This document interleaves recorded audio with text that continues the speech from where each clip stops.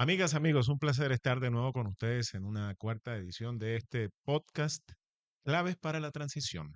Un producto que busca ofrecerles y darnos la oportunidad entre todos de refrescar, consolidar, pero también buscar y explorar dentro de esta nueva realidad elementos que nos configuren, por supuesto, lo que tiene que ver con el contexto de la posible transición que se vive en el país.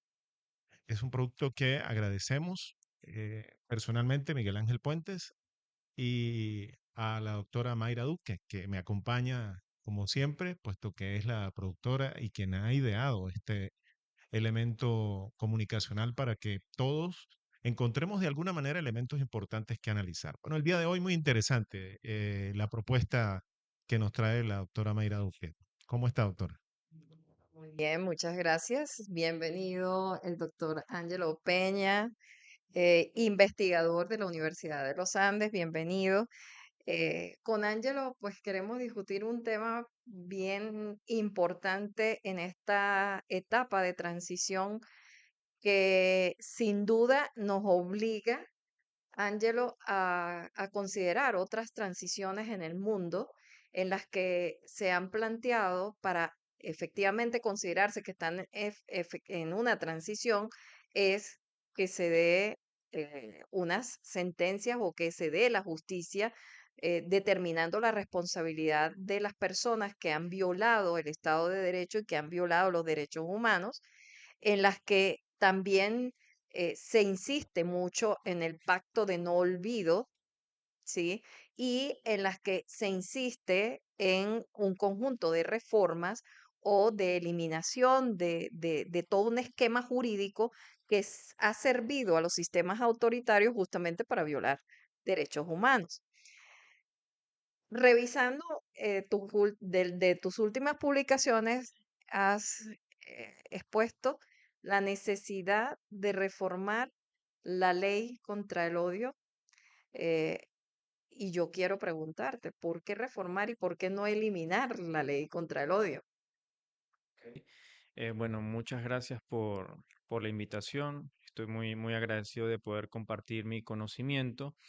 Sí, en efecto, el artículo que yo publicaba tiene que ver con unas declaraciones que hizo el presidente de la Asamblea Nacional en febrero sobre la necesidad, según sus palabras, de revisar la tesis que yo sostengo, que de hecho fue mi tesis de maestría, de mi última maestría en Derechos Humanos, es precisamente y sobre lo cual yo recomendaba no solo reformar, sino derogar o anular la ley contra el odio. ¿Por qué?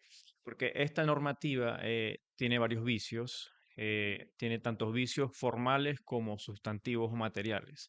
¿Qué quiere decir esto? Un primer vicio que tiene esta ley, que formalmente es una ley constitucional, el primer vicio tiene que ver que fue hecha por un órgano constituyente, una asamblea constituyente que funcionó entre el año 2017 y 2020.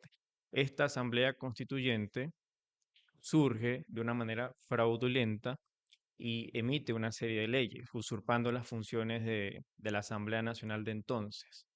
Es decir, desde ese punto de vista, esta ley no cumplió con los requisitos formales que establece la Constitución para realizar una ley. Pero más allá de eso, más allá de este vicio formal, la ley incumple condiciones materiales o sustantivas. ¿Cuáles son estas? Una de ellas es la forma en que fue diseñado el delito de incitación al odio que establece esta ley. ¿Por qué? Este delito fue diseñado de forma muy amplia y ambigua, más allá de lo que permite el derecho internacional de los derechos humanos, y establece una pena de prisión mínima de 10 y máxima de 20, es decir, con una media de 15, que se equipara a la pena de homicidio simple, por lo cual, según los observadores internacionales, por ejemplo, la Relatoría Especial de la Libertad de Expresión, tanto del sistema interamericano como del sistema universal, asimismo el Comité de Derechos Humanos, asimismo el Comité sobre Eliminación de Discriminación Racial, los informes anuales de la Comisión Interamericana de Derechos Humanos, los informes del Alto Comisionado de las Naciones Unidas para los Derechos Humanos, los informes de la Misión Internacional Independiente de Determinación de los Hechos sobre Venezuela. Todos estos órganos del derecho internacional tienen como consenso que esta ley está mal diseñada y es un mal ejemplo a nivel comparado sobre cómo se legisla en esta materia. Por ejemplo, para que se hagan una idea, de más de 10 países que yo analicé en mi investigación que legislan en esta materia, ninguno de estos países, las penas máximas en el caso de que legislen de manera penal sobre estas conductas, ninguno de los países que yo estudié en el continente, las penas mínimas, más las penas máximas para sancionar discursos de odios, alcanza la pena mínima de este caso. Es decir, ninguna de las penas máximas de los países del continente establece una pena de 10 años, ni siquiera el delito de incitación al genocidio. Entonces ahí te muestra que la motivación de la ley es una motivación política, no es una motivación justa o equilibrada, porque también pudiéramos invertir la relación. Comunidades que se han visto afectadas también por discursos sexistas, discriminatorios, excluyentes, también pudieran alzar su voz y decir, pero bueno, ¿y entonces nosotros cómo nos defendemos? ¿A nosotros quién nos defiende? O sea, ¿cómo nos protegemos frente a posiciones que sean, por ejemplo, homofóbicas, que puede ocurrir? Sí, es un punto interesante. Precisamente lo relevante que es discutir esta materia. ¿Por qué? Porque actualmente las estrategias que usan los regímenes autoritarios no son como las de antes de violencia, sino usan estrategias jurídicas. ¿Como cuáles? Por ejemplo, la reforma constitucional. Por ejemplo, los regímenes autoritarios o cuando están en vías de ser autoritarios reforman las constituciones para, por ejemplo, eliminar los límites a la reelección presidencial indefinida, como ha ocurrido acá, por ejemplo. Pero más allá de eso, por ejemplo, este tipo de regímenes abusan, por ejemplo, del control judicial de la constitucionalidad a través de sus tribunales constitucionales para mal interpretar las constituciones. Y en este caso ocurre algo muy particular. Por ejemplo, el derecho internacional de los derechos humanos, a través del Pacto Internacional de Derechos Civiles y Políticos y la Convención sobre la Eliminación de la Discriminación Racial, establece una obligación para los estados. ¿Cuál es esa obligación? Legislar para sancionar discursos de odio. ¿Ok? El Estado no hizo reservas, es decir, está obligado a legislar en esta materia, pero la forma en cómo legisló estuvo mal. Ese es el detalle. Pero más allá de la forma en cómo se hizo, hay otro problema, y es que en Venezuela no hay Estado de Derecho y sin tribunales independientes e imparciales se puede abusar de este tipo de legislaciones que le otorgan al juez una discrecionalidad para determinar cuándo una conducta puede circunscribirse en una conducta que pueda ser en efecto discurso de odio o no. En este caso, evidentemente se ha desnaturalizado esta institución y no se ha usado para proteger grupos en situación de vulnerabilidad como la población LGBT o la población, o las mujeres o las personas con discapacidad, sino para anular críticas políticas. Lo que Vemos también es, doctora, que Angelo Peña. Bueno, había una propuesta también de evitar que la gente no fuese atendida por los médicos o en el ámbito de la salud también, ¿no? Fue una de las, digamos, de los discursos que motivó también parte de la creación de la ley o que de alguna manera impulsaba, ¿no? El cuidado de los derechos humanos en ese sentido. Pero según lo que explica el doctor Angelo, que les recuerdo es investigador del Observatorio de Derechos Humanos de la ULA, es magíster en estudios avanzados en derechos humanos de la Academia Interamericana de Derechos Humanos en México, quien con mucha propiedad, además siendo tan joven, nos ofrece esta visión de lo que tiene de los, digamos, podríamos decir algunos elementos allí. Eh, Uno de los más graves, sin duda alguna, es que no hay Estado de Derecho. Ahora, ¿cómo se utilizan desde ese punto de vista las decisiones en torno a nuevas leyes cuando el Estado de Derecho está descartado? Es decir, porque obviamente hay una manipulación, hay un sesgo, hay una diferenciación de lo que es la vía jurídica legal, es decir, el establecimiento y lo que usted señalaba también, que es el acuerdo internacional de alguna manera el marco jurídico va mucho más allá de nuestras fronteras y esa convención permite que efectivamente las leyes se apliquen.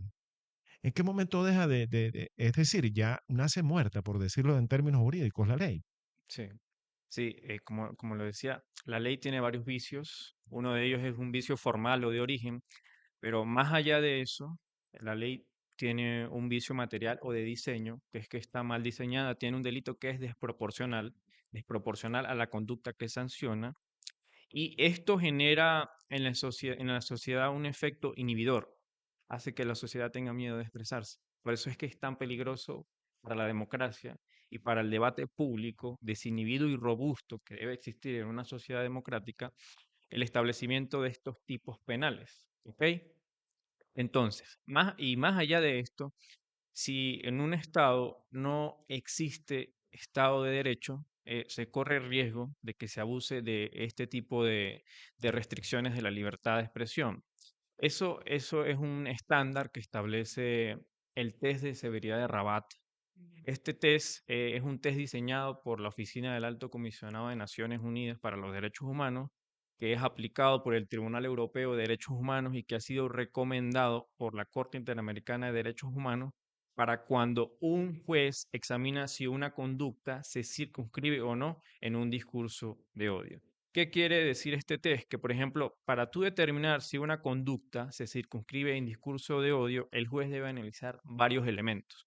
Uno de ellos es el contexto, otro de ellos es quién emite la expresión, el otro es a quién se dirige la expresión y otro es, ¿esto realmente incita a la violencia o no? Por ejemplo, no es lo mismo el discurso que pueda emitir una persona sin mucha popularidad como yo, a un discurso que pueda emitir otra persona con mucho más alcance y mucha más audiencia que yo. Un líder No es, político, por ejemplo. puede ser. Y no es lo mismo si este discurso se dirige a afectar la dignidad, por ejemplo, de un colectivo como las mujeres, como los niños o como personas raciales, a, por ejemplo, una crítica política. Siempre es importante hacer las distinciones, que en eso es que radica el test de severidad de Rabat, que siempre se deben analizar todos estos elementos y deben ser concurrentes. Y esto ocurre principalmente para conductas penales o para sanciones penales, como lo es, por ejemplo, el delito de incitación al odio que hay en Venezuela. ¿Qué, qué alternativas hay, por ejemplo, en el derecho comparado? No necesariamente el discurso de odio se castiga penalmente, también se puede castigar civilmente. Esa es otra estrategia jurídica. Y no solo a través de sanciones jurídicas, también a través de la educación es otra herramienta, incluso de mayor alcance para combatir los discursos de odio. De tal manera que pues este tema tiene muchas aristas. No es simplista, no es que vamos a legislar penalmente y se acabó el debate, no. Este tema tiene muchas aristas. ¿Por qué? Porque está regulando uno de los derechos más importantes de la democracia, que es el derecho a la libertad de expresarse. Sin libertad de expresión no hay democracia. Ahora, doctor, Pero pensemos por un momento en la posibilidad de la reforma. ¿Ok? Si pensamos un momento en la posibilidad de reforma, considerando que también pueden darse excesos en la vida cotidiana hacia determinados sectores de la población, esa ley pudiera, digamos, moldearse de acuerdo a estos parámetros de control internacional, como este test.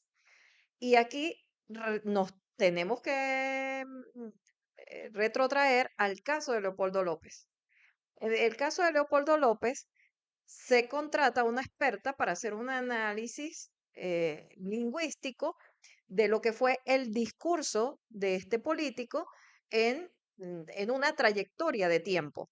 Y en esa trayectoria de tiempo, esta experta de alguna manera deja en evidencia que de forma explícita este ciudadano no hizo ningún llamado a la violencia o a la incitación del odio, pero además deja algo muy clave en su experticia que indica que él es un personaje de la vida política y que él eh, hace unos discursos que son propios de la retórica política.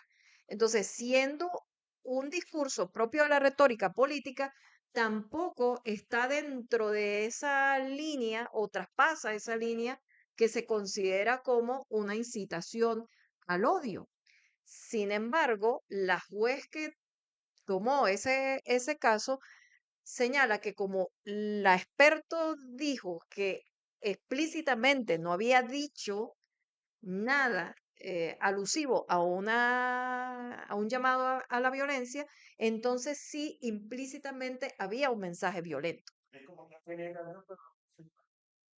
Ajá, entonces, claro, es en parte lo que has mencionado del poder discrecional del juez, de las normas que son normas vagas, a veces normas en blanco, donde deja abiertos esos espacios. ¿Cuál sería entonces la recomendación ante una posible reforma? Digamos como para no dejar desamparados también a un sector que quisiera de alguna manera tener la protección o la garantía frente a sus manifestaciones de respeto también de sus derechos y de sus garantías. ¿Cómo hacer entonces que esta ley contra el odio sea justa y equilibrada? Ok, bien, mi propuesta es que esta ley debe ser derogada por otra ley. Las leyes, por ejemplo, se derogan por otras Sí, leyes. Sobre esta conducta se debe legislar, es una obligación que establece el Pacto Internacional de Derechos Civiles y Políticos y la Convención sobre Eliminación de Discriminación Racial. Se debe hacer a través de un procedimiento parlamentario constitucional que que cumpla con los estándares constitucionales. Eso es el punto de vista formal. Ahora bien, desde el punto de vista del diseño, el delito debe ser mucho menor, la pena debe ser mucho menor a la que ya establece este delito. Por ejemplo, en España, el delito por discurso de odio alcanza máximo los 5 años, por ejemplo. Eso en primer lugar. En segundo lugar, debe especificarse mucho más las conductas que puedan encajar en discursos de odio. ¿Ok? Debe haber una conexión. Y en tercer lugar, debe descartarse de este tipo de conductas los discursos políticos, los de crítica política. Y tocaste un punto muy importante, que es la distinción entre críticas políticas, discurso político, y el discurso ordinario o habitual. En el derecho internacional de los derechos humanos hay una clara distinción y un reforzamiento en cuanto a cómo se protege la libertad de expresión. Por ejemplo, si una persona está emitiendo un discurso político, eso tiene mayor protección. ¿Por qué? Porque la crítica política es muy saludable para la institucionalidad democrática, es necesaria. Entonces, una crítica política no va a ser medida, por así decirlo, de la misma forma que una crítica que no es política. ¿Ok? Entonces, por ejemplo, una crítica que no es política goza de eh, de menor protección que una crítica política. La crítica política, por lo general, en el derecho internacional goza de mayor protección. Por ejemplo, sobre eso hay una vasta jurisprudencia en la Corte Interamericana de Derechos Humanos, en casos que de hecho han condenado a Venezuela, uno de ellos, por ejemplo, Álvarez Ramos versus Venezuela. Y tú tocaste un caso práctico, que es el caso del señor López versus Venezuela. En este caso, de hecho, existe una opinión del Grupo de Trabajo sobre Detenciones Arbitrarias de Naciones Unidas. ¿Qué es este grupo? Este es un procedimiento especial conformado por expertos independientes. Este grupo de expertos determinó que la detención de esta persona era arbitraria. Y en cuanto al elemento de la libertad de expresión, determinaron que, por ejemplo, no había conexión entre su discurso, la manifestación y los hechos de violencia. ¿Ok? Pero más allá de eso, las críticas políticas, insisto, gozan de un umbral de mayor protección que las críticas que no son políticas. ¿Y por qué surge el discurso de odio? El discurso de odio es una institución liberal. Es una institución que surge en Europa después de la Segunda Guerra Mundial. ¿Por qué? Porque, por ejemplo, los nazis emitían discursos de odio contra los judíos a través de programas de radio, por ejemplo. Entonces, esta institución nace allá, pero es para proteger a las minorías, ¿ok? No para proteger al Estado o a los funcionarios del Estado. No, no, no. Al contrario, es para proteger a las minorías. Entonces, por ejemplo, en este caso de crítica política, no encaja un discurso de odio, de crítica política, ¿ok? Pareciera, fíjate, y tenemos que ir necesariamente al Estado de Derecho. El Estado de Derecho que persigue poner al derecho por encima del Estado o por encima de las autoridades que detentan el poder en un momento determinado. Entonces, esta ley, como está diseñada, es, hay una distorsión en ese contrapeso del derecho frente a la autoridad. Entonces vemos que hay una mayor protección hacia quienes ostentan el poder versus la protección que debe brindar justamente a las minorías o a la población en general, donde se desnaturaliza la función de esa ley. Eh, ¿Qué hacer para no morir como en el intento? Digamos que ya lo hemos discutido nosotros con otros invitados, que se hace un anuncio de una nueva etapa política para el país y en esta nueva etapa política los procesos son un poco lentos, tal vez no se están dando las reformas con la premura que quisiéramos. Pero ¿qué hacer para que la población no se sienta desvalida o se decepcione o se desestimule, como también lo hemos dicho en otras ocasiones, en esos procesos de resignación aprendida en los que pareciera que a pesar de que se alza la voz, pues eso no da ningún resultado? ¿Ante quién recurrir? ¿Qué hacer? ¿Cómo llamamos la atención? ¿Cómo mantenemos viva la necesidad del cambio, Ángelo? Venezuela vive un contexto muy particular después de los hechos de enero, que son públicos y notorios. Eh, Venezuela necesita un proceso de justicia transicional, de transitional justice, como dice Rita Taylor, que acuñó este concepto, que por cierto es colombiana. Eh, ¿Qué implica la justicia transicional? La justicia transicional implica, por ejemplo, reformas, que tú lo mencionabas, reformas, por ejemplo, institucionales, pero también legislativas. Venezuela tiene algo muy particular, y es que tiene una maquinaria legislativa represiva de leyes que restringen las libertades. Una de ellas es precisamente la ley contra el odio, pero hay otras leyes. Por ejemplo, están leyes que regulan a las organizaciones de la sociedad civil. Está, por ejemplo, la legislación contra el terrorismo, que ha sido aplicada de una manera similar a la legislación contra el odio. Entonces, por ejemplo, lo que ocurrió con la amnistía por sí solo no basta. Esto tiene que venir acompañado de unas reformas profundas que incluyen, por ejemplo, estas leyes que restringen de manera arbitraria el espacio cívico y democrático. Esto además debe ir en paralelo de otras reformas en el sistema de justicia, en los jueces ordinarios, no solo el Tribunal Supremo de Justicia, todo el sistema de justicia. Recientemente, la Asamblea Nacional optó por reformar, por ejemplo, el poder ciudadano, las instituciones del cuarto poder, que también son importantes, la Fiscalía General de la República, la Institución Nacional de Derechos Humanos, que en Venezuela es la Defensoría del Pueblo. Eh, Todas estas reformas son importantes, pero todas estas reformas deben ir en conjunto de manera genuina.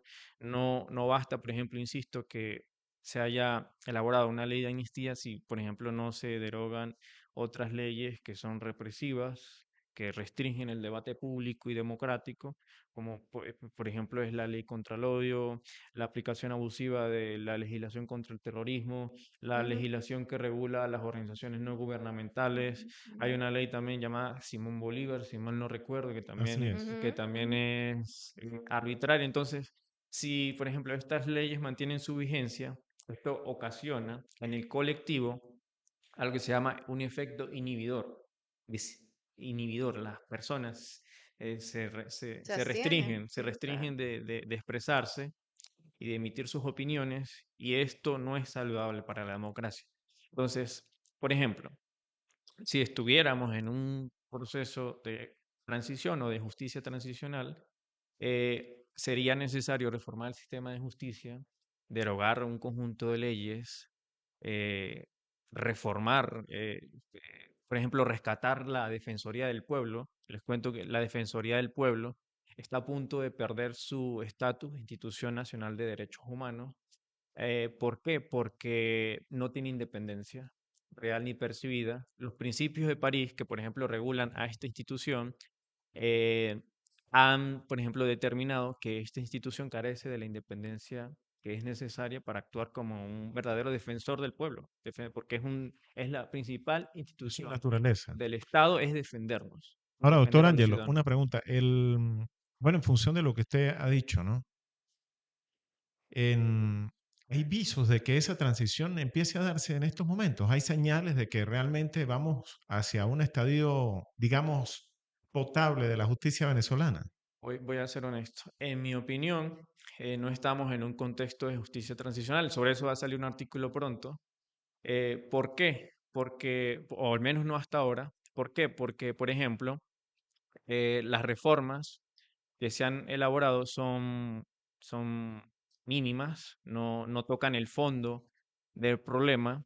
Eh, por ejemplo, insisto, la simple vigencia de estas normativas como la ley contra el odio, como la ley Simón Bolívar, como la legislación contra el terrorismo, eh, la simple vigencia de estas normativas implican que todavía no hay la voluntad para entrar en un sistema de justicia transicional.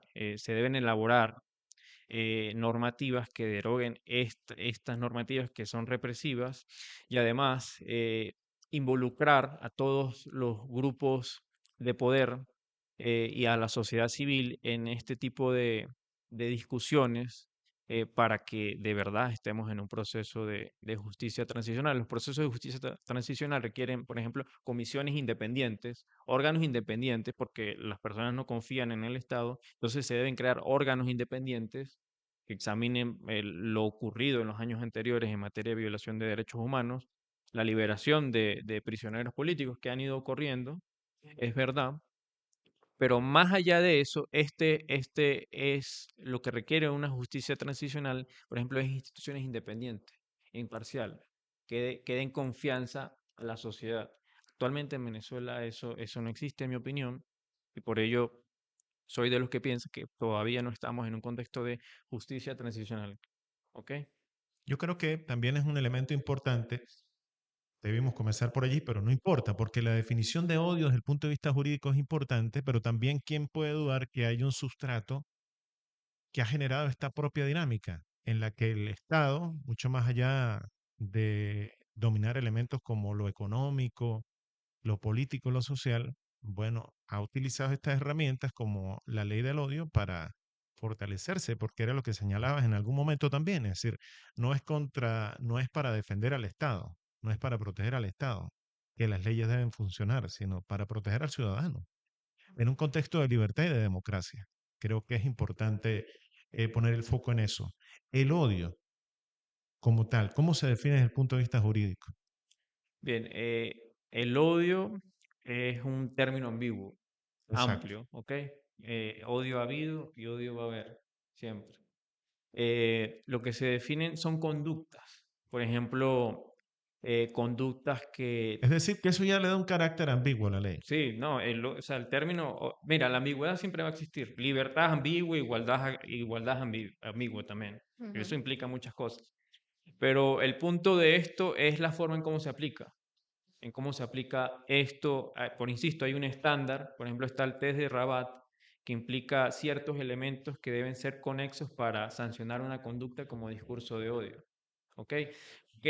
¿Cómo podría ser una conducta de odio? Por ejemplo, una persona que emita que va a asesinar a otra porque es gay, por ejemplo. Eso es una conducta de odio.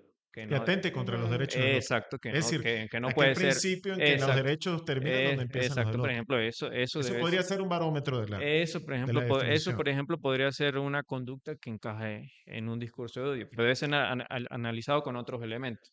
No es lo mismo que lo haga yo aquí a que lo haga en mi casa, ¿me entiendes? Sí, O sea, aquí tengo una audiencia, tengo que dirigir un discurso hacia determinado colectivo, que en este caso sería algo específico, pero también sería un contexto. Por ejemplo, no es lo mismo decir negro aquí que en Europa o en Estados Unidos. ¿Ok? En Estados Unidos es diferente decir negro, negrito. Aquí negrito, por ejemplo, a mí me dicen negrito, yo no me ofendo. ¿Ok? ¿Ven? Entonces Exacto. el contexto es importante. Sí. ¿Ok? El ámbito de la comunicación y donde se Exacto, desarrollan las expresiones es también exacto, lo que me toca personalmente, porque exacto. honrado de estar en medio de la experticia jurídica que ustedes representan. Yo soy comunicador y toca a los comunicadores también directamente el tema de la ley del odio, ¿no? Pero no, precisamente uno de los colectivos que ha sido Más documentado afectado. más afectado por la aplicación abusiva del delito de incitación al odio es el de las personas periodistas. El ejercicio periodístico se convirtió en un ejercicio propagandístico. Cuando no fuese así, era el foco y la lupa del odio, de la ley del odio contra los que ejercen ese derecho. En esta época o en este tiempo, como se dieron estos fenómenos de enero, la población ahora se nota que habla mucho más de lo que hablaba en otros tiempos y seguramente va a hablar más. De hecho, estamos haciendo este programa gracias a que sentimos de alguna manera algo de libertad para poder hablar y expresar lo que estamos diciendo acá. Seguramente van a surgir muchas reclamaciones por muchísimas cosas por, por defectos en prestaciones de servicio, por bienestar general, por seguridad social y seguramente no faltará que algún juez se le antoje aplicar la ley contra el odio por alguien que reclama justamente, por ejemplo, mejoras salariales. Muchísimas gracias, Ángelo, por acompañarnos.